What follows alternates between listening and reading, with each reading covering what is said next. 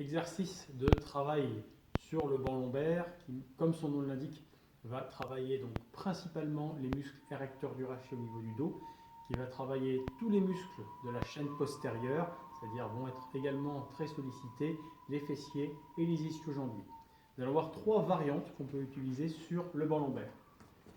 Le premier, le plus sûr, on va dire, pour chacun, va être de travailler en isométrie, c'est-à-dire en position statique, avec une position ici par rapport à l'angle que forment les jambes, soit parallèle au sol, soit dans l'alignement entre les cuisses et le buste.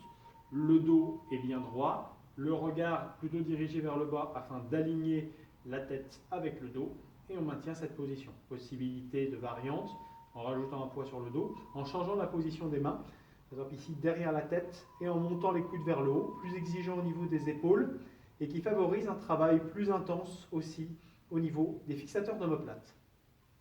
Pour la position sur le banc, on part ici avec la crête iliaque juste à la limite entre le dossier et le vide. Deuxième possibilité, c'est de faire ici un mouvement en gardant le dos droit. Donc on peut partir de la même position au niveau des mains, descente jusqu'à l'horizontale, remonter jusqu'à l'alignement des cuisses avec le buste.